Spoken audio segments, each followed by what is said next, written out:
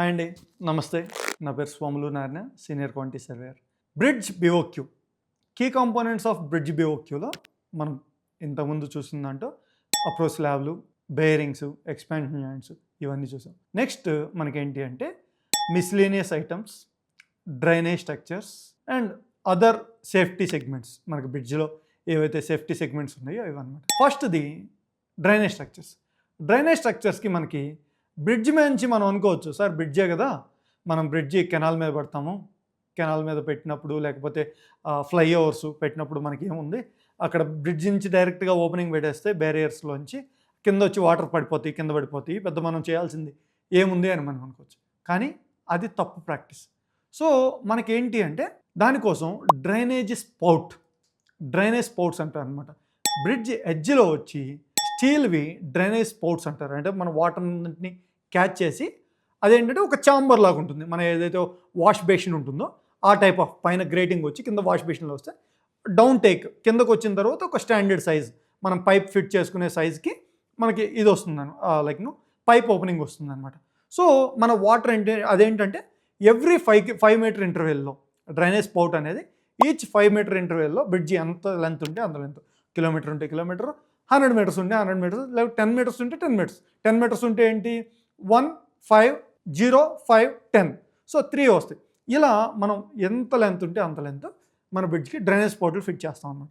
Drainage స్పౌట్లు fit చేస్తే ఏంటంటే water అంతా ఒక చోట కలెక్ట్ అవుతుంది. సో లైక్ ఈచ్ ఒక పాయింట్లో కలెక్ట్ అవుతుంది. సో అక్కడ మనకి ఏంటంటే ఈచ్ డ్రైనేజ్ స్పౌట్ని బాటంలో లైక్ ఆ కింద కలెక్ట్ చేసుకున్న తర్వాత బాటంలో ఈచ్ డ్రైనేజ్ స్పౌట్ని ఏదర్ పీవీసీ పైప్తో కానీ హెచ్డిపిఈ పైప్తో కానీ ఆర్ ఎనీ మనకి మన దగ్గర అవైలబుల్ ఉన్న పైప్ తోటి ఏఎస్ పైప్తో కానీ యాస్బెస్టాస్ కాంక్రీట్ ఏసీ పైప్స్తో కానీ మనం కనెక్ట్ చేసుకొని ఒక చోటకి లేకపోతే లేదు ఒక 4 డ్రైనేజ్ స్పౌట్లు కలిసి ఒక చోటకి, ఒక గ్రూప్ ఆఫ్ డ్రైనేజ్ స్పౌట్లు కలిపి ఒక చోటకి మనం చేసి డౌన్ టేక్ పైప్ అనమాట. కంప్లీట్గా వాటర్ని తీసుకొచ్చి బాటంలో ఇక్కడ పియర్ని టచ్ చేస్తూ బాటంలో మనం వాటర్ని డ్రాప్ చేయాలి.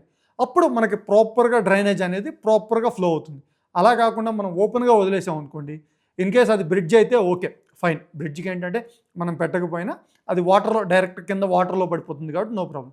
అలా కాకుండా ఒక ఫ్లైఓవరో లేదా ఒక ఆర్ఓబీనో ఏదైనా అనుకోండి, దానికి మనం అలా పెట్టినప్పుడు ఏమవుతుంది అంటే కింద మనకి వెహికల్ మూమెంట్ ఉంటుంది, లేకపోతే మ్యాన్ మూమెంట్ ఉంటుంది, ఆ వాటర్ అంతా పైన పడి ప్రాబ్లం అయ్యేదానికి ఛాన్స్ ఉంటుంది. లైక్ మన మీద పడితే మనం కింద వెళ్తే పైనుంచి వాటర్ పడితే ఎలా ఉంటుంది చెప్పండి.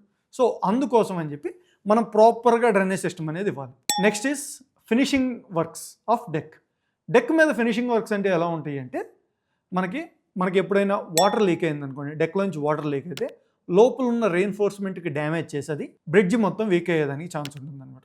సో మనం ఏంటంటే పైన in case any leak, mostly మనం క్యాష్ చేసేటప్పుడే లీక్స్ అవ్వకుండా క్యాష్ చేస్తాం. బట్ ఈ కన్స్ట్రక్షన్ జాయింట్స్ మనం కాంక్రీట్ ప్లేస్ చేసే టైం గ్యాప్లో కాంక్రీట్ సెట్ అవ్వటము, వీటి వల్ల ఏంటంటే ఆబ్వియస్గా కొంత వాటర్ లీక్ అయ్యేదానికి స్కోప్ ఉంటుందన్నమాట. సో మనం ఏంటంటే బ్రిడ్జ్ పైన వాటర్ ప్రూఫింగ్ మెంబ్రేన్ చేయాలన్నమాట. వాటర్ ప్రూఫింగ్ మెంబ్రేన్ ఏంటి, బిటుమినస్ మాస్టిక్ ప్యాడ్ అంటాం.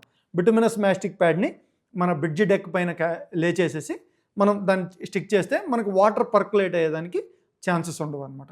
సో అలా మనం బ్రిడ్జిని వాటర్ పర్కులేషన్ నుంచి ఇచ్చేయచ్చు. అది ఒక మెంబ్రేన్ మనకి బిఓక్యూలో ఎంటర్ అవుతుంది అనమాట.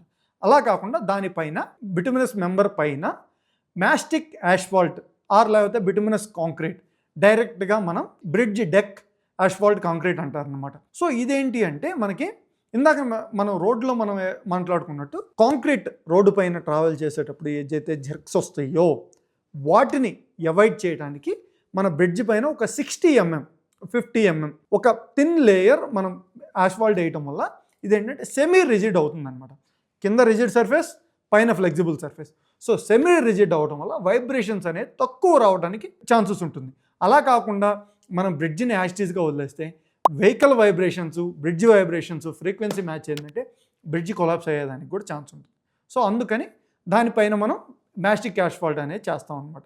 ఇవి కాకుండా నెక్స్ట్ మనకి మిస్లేనియస్ ఐటమ్స్లో బ్రిడ్జ్ పెయింటింగ్, ఎక్కడైతే మనకి బ్రిడ్జ్కి పెయింటింగ్ అవసరం అవుతుందో, లైక్ బ్యారియర్స్కి కానీ కెర్బ్ స్టోన్కి పెట్టిన, లైక్ వాక్వే వస్తే వాక్వే పక్కన కెర్బ్ స్టోన్ పెడతాం, దానికి పెయింటింగు, ఇవన్నీ. అదర్ మిస్లేనియస్ ఐటమ్స్లో మనకి యూటిలిటీ డక్ట్ అంటాం అనమాట. యూటిలిటీ డక్ట్ మనం ఏంటి రోడ్డు అనుకోండి, కంటిన్యూ రోడ్డు ఉంటుంది, కంటిన్యూగా లేచేస్తాం. అలా కాకుండా మనం ఒక బ్యారియర్ ఉంది, లైక్ బ్రిడ్జ్ ఉంది, బ్రిడ్జి ఒక 1 కిలోమీటర్ కంప్లీట్గా ఓపెన్ ఉందనుకోండి, మనం కింద నుంచి యూటిలిటీ డక్ట్ చేసుకొని పోయాం అనుకోండి, వాటర్ ఫ్లో అయినప్పుడల్లా ఆ యూటిలిటీ డక్ట్ డ్యామేజ్ అయ్యేదానికి ఛాన్స్ ఉంటుంది. సో మనం ఏం చేయాలి అంటే క్లాంపింగ్ అంటాం అనమాట. ఒక పైపు బ్యారియర్ అవుట్ సైడ్, బ్రిడ్జికి అవుట్ సైడ్లో ఒక బ్యారియర్ ఉంటుంది.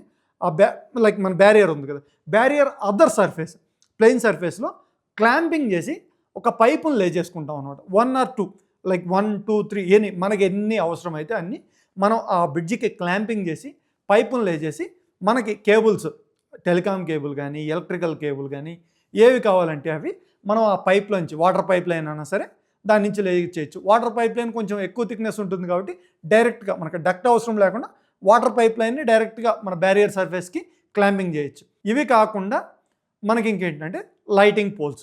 లైటింగ్ పోల్స్ మనం రోడ్లో అయితే ఫౌండేషన్ కావాలి. రోడ్డు మధ్యలో, మీడియంలో కానీ షోల్డర్లో కానీ మనం రోడ్లో చేసేటప్పుడు ఫౌండేషన్స్ కావాలి. ఫౌండేషన్ పైన మనం డైరెక్ట్ పోల్ ప్లేట్ని పెట్టి మనం డైరెక్ట్గా నిలబెట్టేస్తాం. అలా కాకుండా బ్రిడ్జ్లో ఏంటి అంటే, బ్రిడ్జ్లో మనం బ్యారియర్లో కానీ స్లాబ్లో కానీ మనం ఎక్స్ట్రా ప్రొవిజన్ పెట్టుకోవచ్చు అనమాట. దానికే జస్ట్ ఒక 0.3/0.3 ఒక జస్ట్ ఆఫ్ సెట్ అనమాట బ్రిడ్జి. దాన్ని కూడా లైక్ స్లాబ్లో భాగంగానే క్యాష్ చేసుకోవచ్చు. దాంట్లో మనం యాంకర్ బోల్ట్స్ ఫిట్ చేసి దానిపైన మనం డైరెక్ట్గా లైటింగ్ పోల్ని నిలబెట్టేసి ఏదైతే మనం డక్ట్ లే చేసామో డక్ట్లోంచి వచ్చే కేబుల్ తోటి మనం కనెక్షన్ ఇచ్చేసుకోవచ్చు అని. ఇది త్రూ అవుట్ ట్రావెల్ అవుతుంది. లైక్ ఎవ్రీ ఇంటర్వెల్లో మనకి 30 మీటర్స్ ఇంటర్వెల్లో కావాలా, 25 మీటర్ ఇంటర్వెల్లో కావాలా లైటింగ్ పోల్ అని చెప్పి దాని ప్రకారం సెట్ చేసుకుంటూ వెళ్ళిపోతే మనకి కంప్లీట్గా సెట్ అయిపోతుంది అనమాట. ఇది కాకుండా మనకి రోడ్డు బ్రిడ్జి పైన సేఫ్టీ సైన్ బోర్డ్స్లో మనకి బ్రిడ్జి పైన సేఫ్టీ సైన్ బోర్డ్స్ జనరల్గా వచ్చి స్పీడ్ లిమిట్ కానీ, మెయింటెనెన్స్ వర్క్ కానీ, లేకపోతే కెమెరాస్, డిజిటల్ కెమెరాస్, ఇవన్నీ మనం ప్రాపర్గా అండ్ బ్రిడ్జ్ ఎగ్జిట్ అయిన తర్వాత మనం బ్రిడ్జ్ ఎగ్జిట్ అయినమ్మటే అప్రోచెస్ ఉంటాయి, డిఫరెంట్ అప్రోచెస్ ఉంటాయి. స్ట్రైట్ రోడ్ అయితే నో ప్రాబ్లం, ఏం అవసరం లేదు.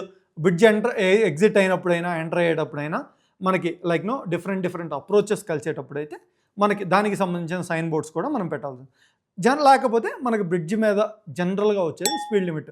ఎందుకంటే మన బ్రిడ్జి డిజైన్ చేసిన స్పీడ్ కన్నా మనం హైలో ఇచ్చేస్తే ఏంటంటే నో వెహికల్స్, బ్రిడ్జ్ మీద ఏ వెహికల్స్ లేవు అనుకోండి, మనం ఒక్క కారు 1 or 2 వెహికల్స్ అయితే ఎంత స్పీడ్లో పోయినా బ్రిడ్జికి ప్రాబ్లం ఉండదు.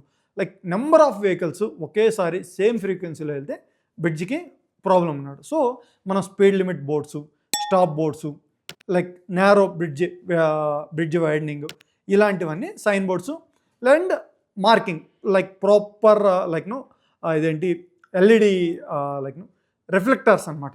రిఫ్లెక్టర్స్ కానీ బ్రిడ్జ్ కర్వ్స్ ఏదైనా వస్తే రిఫ్లెక్టర్స్, ఇవన్నీ మనం ప్రాపర్గా దానికి ఇవన్నీ మన బిఓక్యూలో ఇన్కార్పొరేట్ అవుతుంది. ఈచ్ అండ్ ఎవ్రీ ఐటమ్, మనం ఏ ఐటమ్ మన బ్రిడ్జ్ మీద చేస్తున్నామో ఇవన్నీ మనకు బిఓక్యూలో రిఫ్లెక్ట్ అవుతాయి అనమాట.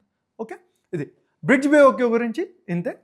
ఫర్దర్గా ఇంకా మోర్ ఇంట్రెస్టింగ్ వీడియోస్ కోసం చూస్తూ ఉండండి. Thank you.